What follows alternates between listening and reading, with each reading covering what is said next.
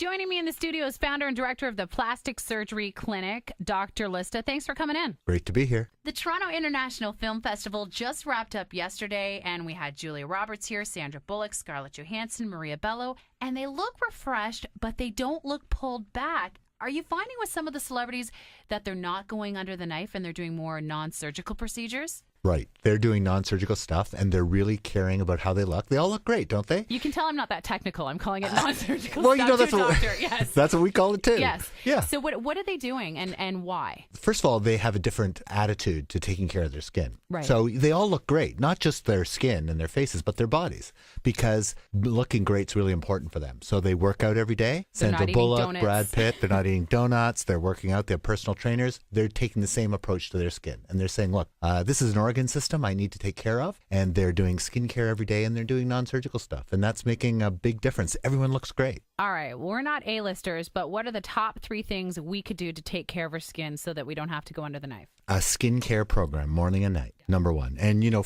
pick one. We invented Miracle 10 at our clinic because we thought that there was a need for it. Yep. But it doesn't need to be our product. It could be any product that works for you morning and night, every day, number one.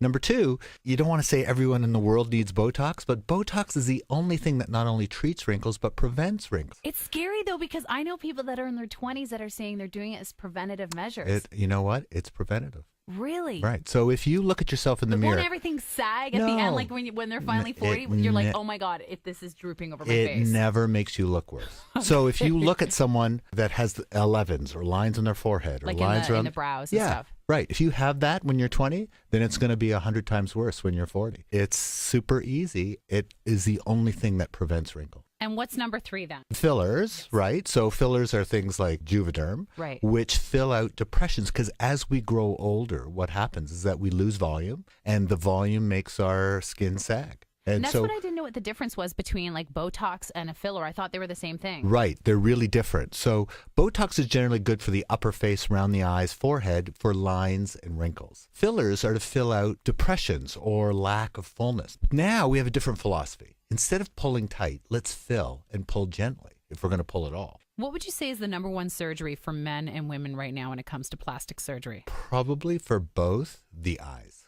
Really? Yeah. Eye surgery. Little bags, little wrinkles around the eyes, hooding of the upper eyelid. So I know my aunt just got her eyes done, and she said, oh, no, it's surgical. I had to. I'm like, listen, we're Italian. I understand. Just be honest and say you got your eyes done. Yeah, it's quite all right. Well, you know, it's so funny because the older generation, like my aunt, like your aunt, are sort of reluctant to say it. The younger generation, everyone's doing it and talking about it. No one's shy about it anymore. Wow, I've learned so much. Oh, my goodness. What the stars go through, what everyone else goes through. I think I'm going to hold off a couple more years. Dr. Lista, thank you so much for stopping by the Chatelaine Radio studio. Thanks for having me.